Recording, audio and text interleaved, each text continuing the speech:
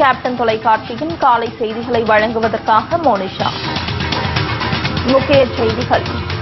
அதிமுக, திமுக கட்சிகள் தொலைநோக்கு திட்டங்களை தீட்டாததால் தமிழக மக்கள் கடுமையாக பாதிக்கப்பட்டுள்ளனர். சேலத்தில் நடைபெற்ற தேமுதிக தேர்தல் அறிக்கை விளக்க பொதுக்கூட்டத்தில் திருமதி பிரேமலதா விஜயகாந்த் குற்றச்சாட்டு.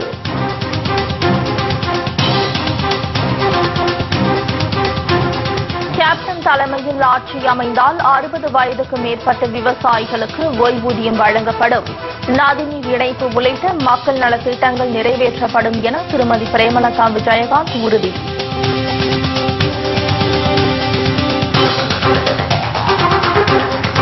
வங்கிகளில் கடன் பெற்றுவிட்டு வெளிநாடு தப்பிச் சென்ற வழக்கு. வரும் 9ஆம் தேதி ஆஜராக விஜய் மல்லையாவுக்கு அமலாக்கத்துறை மீண்டும் சம்மன்.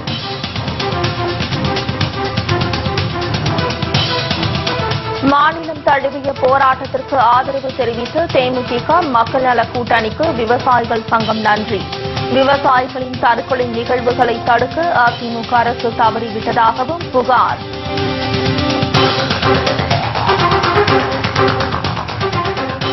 விரிவான செய்திகள். தமிழகத்தில் ஆட்சி செய்து அதிமுக, திமுக கட்சிகள் தொலைநோக்கு திட்டங்களை செயல்படுத்தாததால் பெண்கள், விவசாயிகள் என அனைத்து தரப்பினரும் கடுமையாக பாதிக்கப்பட்டுள்ளதாக திருமதி பிரேமலதா விஜயகாந்த் குற்றம் சாட்டியுள்ளார். தமிழக சட்டமன்ற பொதுத் தேர்தல் மே 16ஆம் தேதி நடைபெறவுள்ளது.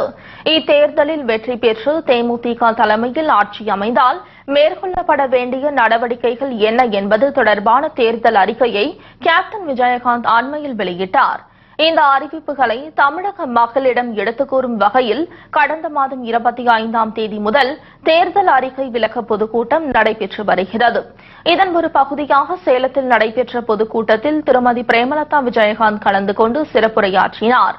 அப்போது பேசிய அவர், சேலம் மாவட்டம் எப்போதுமே கேப்டனின் கோட்டையாக திகழ்வதாக கூறிய திருமதி பிரேமலதா விஜயகாந்த், பெண் சிசு கொலைகள் அதிகம் நடைபெற்ற மாவட்டமான இங்கு பெண்கள் நாட்டின் கண்கள் என்ற திட்டத்தை கேப்டன் முதலில் இங்கு தொடங்கி வைத்தார் என்றும் பெருமிதம் தெரிவித்தார். எதுக்கு ரொம்ப ஃபேமஸ்னா மாம்பழம் எல்லாருக்கும் தெரியும்.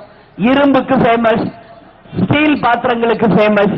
அதே போல இங்க பார்த்தோம்னா திருநங்கைகள் அதிகமாக இருக்கக்கூடிய மாவட்டம் நமது சேலம் மாவட்டம். இது போல எல்லா விஷயத்திலுமே பெண் சிசு கொலைகள் அதிகமாக ஒரு காலத்தில் இருந்த மாவட்டம். அதனுடைய விளைவுதான் நம்ம கேப்டன் அவர்கள் பெண்கள் நாட்டின் கண்கள் என்ற திட்டத்தை ஆரம்பிச்சது இந்த சேலம் மாவட்டத்தில் நடந்த அந்த சிசு கொலைகள் மூலமாக தான் என்றால் என்னுடைய வார்த்தை மிக இல்லை. ஏன்னா இன்னைக்கு ஒரு பொம்பளை பிள்ளை இருந்தா வீட்டுல அதை பேர்டனா நினைக்கிறாங்க. நிச்சயமாக கிடையாது. பிறந்த வீட்டுக்கும் புகுந்த வீட்டுக்கும் பெருமையை சேர்த்து இந்த நாடு முன்னேற, ஒரு குடும்பம் முன்னேற என்றைக்கு உறுதுணையாக இருக்கக்கூடியவர்கள் நம் பெண்கள் என்பதை கேப்டன் உணர்ந்ததுனால பெண்கள் நாட்டின் கண்கள் என்ற திட்டத்தையும் இந்த பெண்கள் மூலமாக நிச்சயமாக ஒரு குடும்பத்தையும் நாட்டையும் சீர்தூக்கி நிறுத்த முடியும் என்பது அசையாத நம்பிக்கை வச்சிருக்கார் நமது கேப்டன் அவர்கள். சேலம் மாவட்டத்தில் குடிநீர் உள்ளிட்ட அடிப்படை வசதிகள் செய்து தரப்படவில்லை என புகார் தெரிவித்த அவர், குண்டும் குழியுமான சாலைகள் அதிகம் உள்ளதால் விபத்துகள் நிகழ்வதாகவும் குற்றம் சாட்டினார். அண்மையில் மாணவர்கள் உயிரிழந்ததையும் சுட்டிக்காட்டினார்.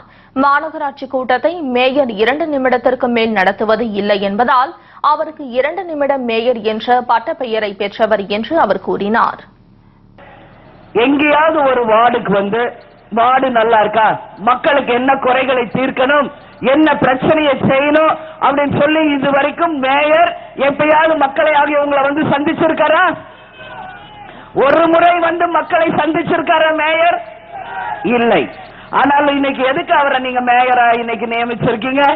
ஒரு மாநகராட்சியை சரியான முறையில் நிர்வாகம் பண்ணி இந்த மாநகராட்சியை முன்னேற்றணும், அதுதான் அவங்க பணி. ஆனா இங்க இருக்கிற மேயருக்கு ஒரு பெயர் இருக்கு தெரியுமா? மேயருக்கும் இன்னொரு பெயர் இருக்கு. என்ன? 2 நிமிடம் மேயர் அப்படின்னு ஒரு பெயர் அவருக்கு வச்சிருக்காங்க. கரெக்டா நான் சொன்னது? ஏன் சொல்றேன்னா, எந்த ஒரு மாநகராட்சி கூட்டமா இருந்தாலும் ஒரு வாட்டி கூட்டினாருன்னு வைங்களேன், 2 நிமிஷத்துல கூட்டத்தை முடிச்சுட்டு போயிடுவாராம். அதனால அவருக்கு பேரே 2 நிமிட மேயர் என்று நமது சேலம் மாநகராட்சி மக்கள் அவருக்கு ஒரு புது பெயரை வச்சிருக்காங்க. கேப்டன் தலைமையில் ஆட்சி அமைந்தால் சேலம் மாவட்டத்தில் மிகப்பெரிய தொழிற்சாலைகள் அமைக்கப்பட்டு சிறு குறு தொழில்கள் மேம்படுத்தப்படும் என அவர் உறுதியளித்தார். குப்பை கூடங்கள் அகற்றப்படுவதில்லை, மேம்பாலம் அமைக்கப்படவில்லை, ஆங்கிலேயர்களால் கட்டப்பட்ட மேட்டூர் அணை இதுவரை தூர்வாரப்படவில்லை என்று புகார் தெரிவித்த அவர், இதனால் தண்ணீர் தேக்கி வைக்க முடியாமல் பெண்கள், விவசாயிகள் என அனைத்து தரப்பினரும் கடுமையாக பாதிக்கப்பட்டுள்ளதாக தெரிவித்தார். இதற்கு முக்கிய காரணம் தொலைநோக்கு பார்வை இல்லாமல் நடைபெற்ற அதிமுக, திமுக ஆட்சிகளே காரணம் என்றும் அவர் புகார் தெரிவித்தார். விவசாயம், நெசவு தொழிலை முன்னேற்ற நடவடிக்கை எடுக்கப்படும் என்றும் திருமதி பிரேமலதா விஜயகாந்த் உறுதி தெரிவித்தார். இதுவரைக்கும் ஆட்சி செஞ்ச திமுகவோ அதிமுகவோ எந்த ஒரு திட்டத்தையும் இங்கு செய்யல. தமிழ்நாடுடைய அரசியல் அமைப்பே ரொம்ப காமெடியா இருக்கும். நான் எல்லா தொகுதிக்கும் போயிருக்கேன், மேட்டூருக்கும் போயிருக்கேன். அவ்வளோ பெரிய டேம் இருக்கும். டேம சுத்தி நீங்க பாத்தீங்கன்னா பெண்கள் காலி குடங்களை வச்சுக்கிட்டு ரோட்ல உட்கார்ந்து தண்ணிக்காக போராட்டம் செய்யக்கூடிய நிகழ்வு தினந்தோறும் நடந்துகிட்டு இருக்கு. ஏன் இதை சொல்றேன்னா, தண்ணி உற்பத்தி ஆகிற மேட்டூர் டேம்லயே மக்களுக்கு தண்ணி இல்ல. நெய்வேலி என்று ஒண்ணு இருக்குது, தெரியுமில்ல உங்களுக்கு, லிக்னைட் கார்பரேஷன். அங்க கரண்ட் உற்பத்தி செஞ்சு மற்ற மாநிலங்களுக்கு கொடுத்துட்டு இருக்காங்க. ஆனா நீங்க நெய்வேலியை சுத்தி போய் பாருங்க, எந்த கிராமத்திலுமே கரண்டே இருக்காது. சோ எந்த அளவு ஒரு சிஸ்டமேட்டிக் இல்லாம, நிர்வாக திறமையே இல்லாம ஒரு ஆட்சி கடந்த 50 வருஷமா நடக்குது என்பதை மக்களாகிய நீங்கள் நல்லா புரிஞ்சுக்கணும். இங்க மேட்டூர் டேம்ல தூர்வாரப்படல. குடிநீர் பிரச்சனை இன்றைக்கு சேலம் மாவட்டம் முழுக்க இருக்கு. ஒரு இடம் இல்ல, 2 இடம் இல்ல, அத்தனை இடம். அது இப்ப கோடை காலம் சொல்லவே வேணாம். எல்லா பகுதிகளிலுமே தாய்க்குளங்கள் காலி குடங்களை வச்சு போராடுறாங்க.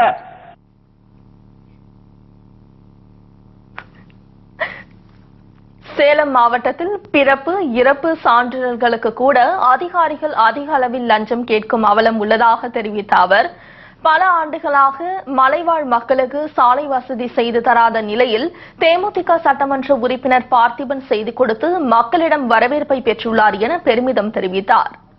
பாலமலைன்னு ஒரு மலை ஒண்ணு இருக்கு. நானும் போனப்ப அவருக்காக ஓட்டு கேட்க போயிருக்கிறப்போ அதெல்லாம் நாங்களும் பார்த்தோம்.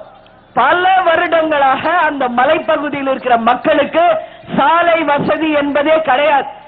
ஆனால் இதுவரைக்கும் ஆட்சி செஞ்ச திமுகவோ அதிமுகவோ அந்த மலைவாழ் மக்களுக்காக சாலை வசதியோ எந்த அடிப்படை வசதியோ செஞ்சதே கிடையாது.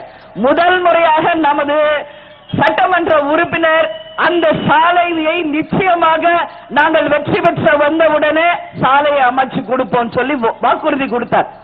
நானும் அவருக்காக ஓட்டு கேட்க போறப்ப இதே வாக்குறுதியை எங்களுடைய சட்டமன்ற உறுப்பினர் ஜெயிச்சு வந்தவுடனே உறுதியாக இங்க இருக்கிற பாலமலைக்கு சாலை அமைத்து கொடுப்போம், இது உறுதி என்ற வாக்குறுதியை மேட்டூர் தொகுதி மக்களுக்கு நான் வாக்களித்தேன். அதையே அப்படியே அவர் ஃபாலோ பண்ணி அந்த சாலையை அமைச்சு சொன்ன வாக்குறுதியை நிறைவேற்றிய சட்டமன்ற உறுப்பினர் இன்றைக்கு ஒட்டுமொத்த மக்களாலும் பாராட்டக்கூடிய ஒரு சட்டமன்ற உறுப்பினராக இருக்கிறார். ஏன் இதை நான் எப்பயுமே சொல்வேன்னா, கேப்டன் எப்படியோ அது போலதான் எங்க எம்எல்ஏக்களும் எங்க தொண்டர்கள் எப்படியோ அப்படிதான் நம்ம கேப்டன். கேப்டன் ஒரு வார்த்தை சொன்னா அந்த வார்த்தையில நிப்பார். அதுக்குதான் எல்லா இடத்துலயும் நான் சொல்றது, துளசி கூட வாசம் மாறும், நம்ம தவசி வார்த்தை மாறியதாக சரித்திரமே கிடையாது என்பதை எல்லா இடங்களிலுமே நான் உறுதியாக சொல்றேன். அந்த வகையில நமது சட்டமன்ற உறுப்பினர் பார்த்திபனும் சொன்ன வாக்குகள் அத்தனையுமே நிறைவேற்றியிருக்கார். தேமுதிக சட்டமன்ற உறுப்பினர்கள் சட்டப்பேரவையிலிருந்து இடைநீக்கம் செய்யப்பட்ட போது அதிமுக அரசின் அராஜக போக்குக்கு உச்சநீதிமன்றம் சவுக்கடி உத்தரவு கொடுத்து சரித்திரம் படைத்ததாகவும் அவர் தெரிவித்தார். கெங்கவெளி தொகுதிகளில் 9 பாலங்கள் அமைக்கப்பட்டுள்ளதாக பெருமிதம் தெரிவித்த திருமதி பிரேமலதா விஜயகாந்த், தேமுதிக சட்டமன்ற உறுப்பினர்கள் மக்கள் மனதில் இடம் பிடித்துள்ளதாகவும் அவர் கூறினார். ஆகவே மக்களின் ஆதரவை பெற்றுள்ள அவர்கள் அனைவரும் மீண்டும் சட்டமன்ற உறுப்பினர்களாக தேர்வு செய்யப்படுவார்கள் என்றும் அவர் தெரிவித்தார். சட்டமன்ற உறுப்பினர் அண்ணன் மோகன்ராஜ் அவர்கள் தான் சொன்ன அத்தனை வாக்குறுதிகளை நிறைவேற்றி இந்த சேலம் மாநகரில் ஒரு சிறந்த ஒரு சட்டமன்ற உறுப்பினர் என்று பெயர் வாங்கியிருக்கார்.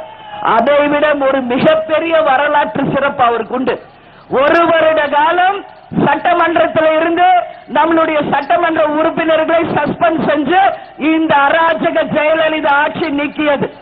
ஆனா இத ஒரு மிகப்பெரிய சேலஞ்சா எடுத்து அதுக்காக சோர்வடையாமல சுப்ரீம் கோர்ட்ல அந்த வழக்கை போட்டு இந்தியாவுக்கே ஒரு உதாரணமாக அந்த கேஸ வின் பண்ணி அத்தனை சட்டமன்ற உறுப்பினர்களையும் சஸ்பெண்ட் செய்தது செல்லாது என்று உச்ச நீதிமன்றமே வரலாற்று சிறப்புமிக்க ஒரு சரித்திர நிகழ்வை ஏற்படுத்தியது என்றால் அது முழு காரணம் அண்ணன் மோகன்ராஜ் அவர்கள்.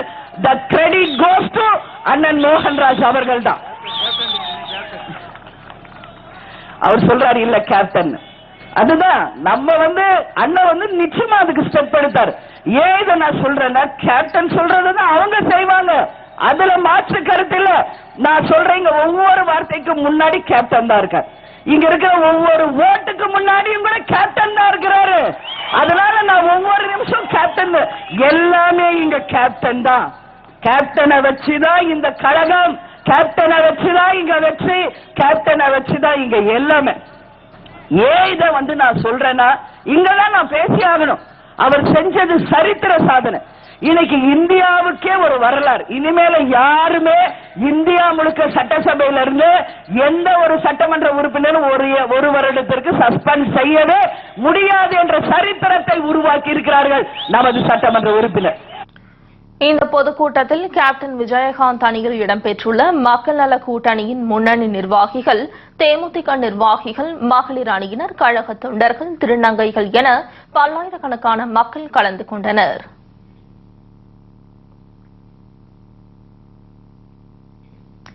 (2016) சட்டமன்ற தேர்தலில் தேமுதிக வெற்றி பெற்றால் தமிழகத்தில் ரேஷன் பொருட்கள் பொதுமக்களின் வீடு தேடி வந்து கொடுக்கப்படும் என்று திருமதி பிரேமலதா விஜயகாந்த் தெரிவித்தார்.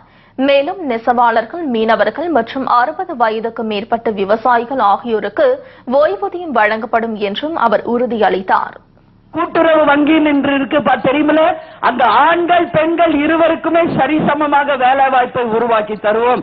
மகளிர் இன்னைக்கு வெளியூருக்கு போனா தங்கறதுக்கு அவங்களுக்கு விடுதிகள் இல்ல, கவர்மெண்டே பாதுகாப்பான தங்கும் விடுதிகளை குறைஞ்ச வாடகையில நிச்சயமாக பாதுகாப்பை உங்களுக்கு ஏற்படுத்தி தருவோம். இன்னைக்கு தமிழ்நாடு முழுக்க கவர்மெண்ட் பஸ், பிரைவேட் பஸ் ஸ்டாண்ட்ல எல்லாம் பெண்களுக்கு பாதுகாப்பே இல்லை. சட்டம் ஒழுங்கு முற்றிலும் சீர்கெட்டு இருக்கு. இதை உணர்ந்ததுனால நிச்சயமாக அனைத்து பஸ்கள், அதாவது பிரைவேட்டா இருக்கலாம் கவர்மெண்டா இருக்கலாம், எல்லா பஸ் ஸ்டாண்ட்லயுமே சிசிடிவி கேமரா பொருத்தப்படும். அங்க பயணிக்கக்கூடிய அத்தனை பயணிகளுக்கும் 24 hours முற்றிலும் பாதுகாப்பு உருவாக்கப்படும் என்ற உறுதியை இந்த நேரத்தில் உங்க எல்லோருக்குமே நான் தெரிவிச்சுக்கிறேன். அதே போல ஆட்சிக்கு வந்தவுடனே முதல் வேலையாக 25 லட்சம் பெண்களுக்கு வேலை வாய்ப்பை உருவாக்கி கொடுப்போம் என்பதை இந்த நேரத்தில் நான் உறுதியா சொல்றேன். 25 lakhs எப்படி சாத்தியம் நீங்க நினைக்காதீங்க. நிறைய திட்டங்கள் இருக்கு, அதை சொன்னா 1 hour ஆகும், டைம் இல்ல. நான் அதனாலதான் ஷார்ட்டா பேசுறேன்.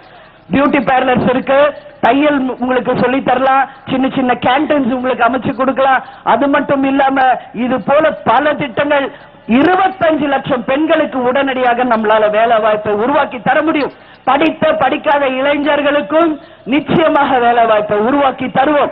இன்னைக்கு இன்ஜினியரிங் படிச்ச பசங்களுக்கு வேலை கிடைக்கல, அதனால விப்ரோ, சத்தியம் இது போல பெரிய பெரிய கம்பெனிஸோட டைப் பண்ணி படிச்சு 4 மாசத்துல அத்தனை மாணவர்களுக்கும் உறுதியாக நம்ம கவர்மெண்ட் உறுதியாக உங்களுக்கு வேலை வாய்ப்பை உருவாக்கி தரும் என்ற உறுதியை இப்ப சொல்ற. நீங்க வெளி மாநிலங்களுக்கோ வெளிநாடுகளுக்கோ வேலையை தேடி அலைய வேண்டாம், உறுதியாக உங்களுக்கு வேலை வாய்ப்பை உருவாக்கி தருவோம். வங்கிகளில் கடன் பெற்றுவிட்டு வெளிநாடு தப்பி சென்ற விஜய் மல்லையா வரும் 9ஆம் தேதி ஆஜராக வேண்டும் என அமலாக்கத்துறை மீண்டும் சம்மன் அனுப்பியுள்ளது. பாரத ஸ்டேட் வங்கி உட்பட 17 வங்கிகளிடம் இருந்து 9,000 கோடி ரூபாய் அளவிற்கு கடன் பெற்ற தொழிலதிபர் விஜய் மல்லையா அதனை திருப்பி செலுத்தவில்லை என்ற புகார் எழுந்தது. புகாரை தொடர்ந்து விஜய் மல்லையா வெளிநாடு சென்றுவிட்டார். அவர் மீது அமலாக்க பிரிவு, சிபிஐ என பல புலனாய்வு அமைப்புகள் வழக்கு பதிந்து விசாரணை நடத்தி வருகின்றன.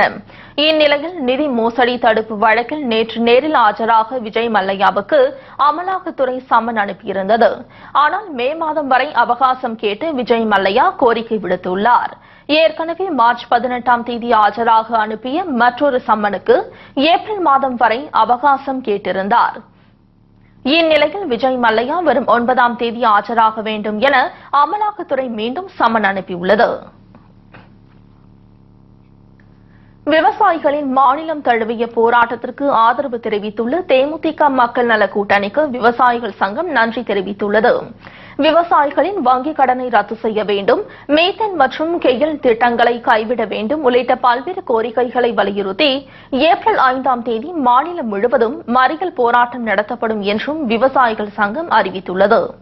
இந்நிலையில் இது தொடர்பாக கோவையில் செய்தியாளர்களிடம் பேசிய அச்சங்கத்தின் மாவட்ட தலைவர் தங்கராஜ், விவசாயிகளின் போராட்டத்திற்கு ஆதரவு தெரிவித்துள்ள தேமுதிக மக்கள் நல கூட்டணிக்கு தனது நன்றியை தெரிவித்துக் கொண்டார். எரிவாயு குழாயை இந்த 7 மாவட்டத்திலே தமிழகத்திலே பதித்தால் மிக மிக அதிகமான தற்கொலைகள் நடக்கும் என்பது அரசிற்கு நாங்கள் தெரியப்படுத்த கடமைப்பட்டிருக்கின்றோம். 2011 தேர்தல் பரப்புரையின் போது நாங்கள் இந்த கோரிக்கையை வைத்த பொழுது இதை நான் பரிசீலிப்பேன் என்று சொன்னார்கள். ஆனால் இந்த 5 ஆண்டுகளாக எந்த நடவடிக்கையும் எடுக்கவில்லை. எங்களுடைய இந்த ரயில் மறியல் போராட்டத்திற்கும் மற்ற கோரிக்கைகளுக்காக அத்துணை அரசியல் கட்சிகளும் ஆதரவு தந்திருக்கின்றார்கள். தேமுதிக மக்கள் நல கூட்டணியின் சார்பாக இந்த போராட்டத்திலே நாங்களும் பங்கேற்போம் என்று சொன்ன கூட்டணிக்கு நாங்கள் மனதார எங்களுடைய நன்றியையும் தெரிவித்துக் கொள்கின்றோம். விவசாயிகளின் தற்கொலை சம்பவங்களை தடுக்காமல் தமிழக அரசு மெத்தன போக்குடன் செயல்படுவதாகவும் தங்கராஜ் குற்றம் சாட்டினார்.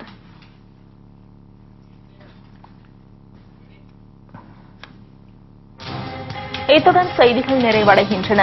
உண்மை செய்திகளை உள்ளது உள்ளபடி உடனுக்குடன் தெரிந்து கொள்ள தொடர்ந்து இணைந்திருங்கள் நமது கேப்டன் தொலைக்காட்சியுடன். வணக்கம்.